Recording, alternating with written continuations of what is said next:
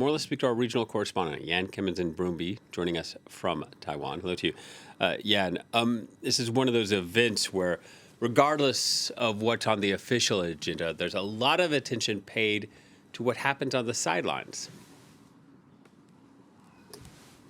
That's right. The red carpet has been rolled out in Tianjin, in the city in the north of China that is hosting this event.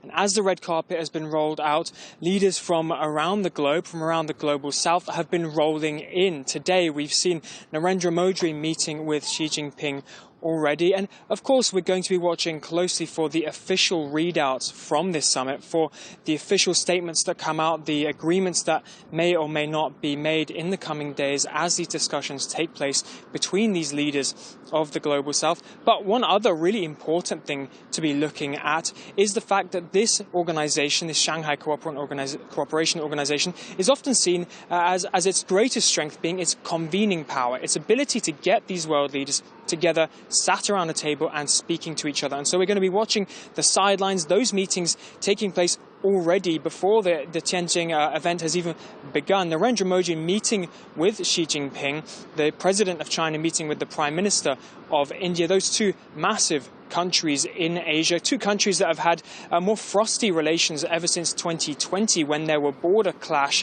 disputes between them, now thawing in recent weeks. We saw the foreign minister of China visiting India, setting up, perhaps teeing up these meetings that are taking place and have taken place today between the two top leaders from both countries.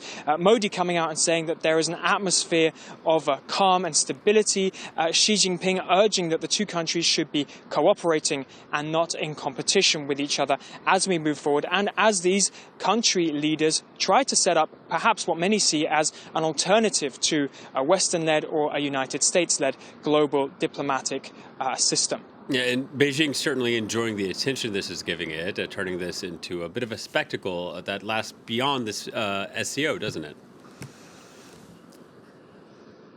That's right. Let's talk about what's happening in the next few days as well. We first have this Shanghai Cooperation Organization. That's going to be followed almost immediately after by a massive military spectacle that's taking place in the streets of Beijing. Streets that are already shut down at the moment in preparation for this huge military parade, the largest that we've seen in latest years. And that's going to be attended, interestingly, by Vladimir Putin. Now, we know that Xi Jinping visited Russia to celebrate the anniversary of Russia's victory during World War II. So that may be a sign that both leaders are using these anniversaries,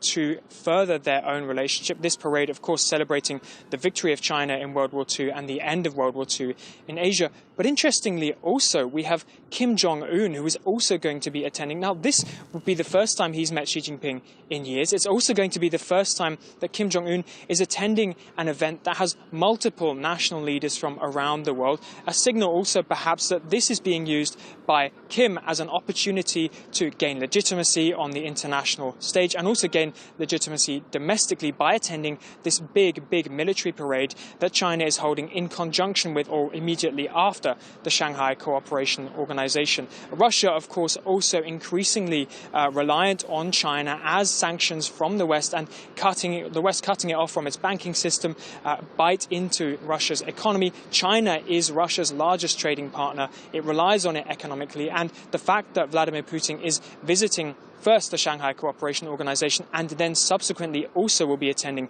this military parade, a long period for a leader that does not spend much time out of Russia, especially not since the invasion of Ukraine.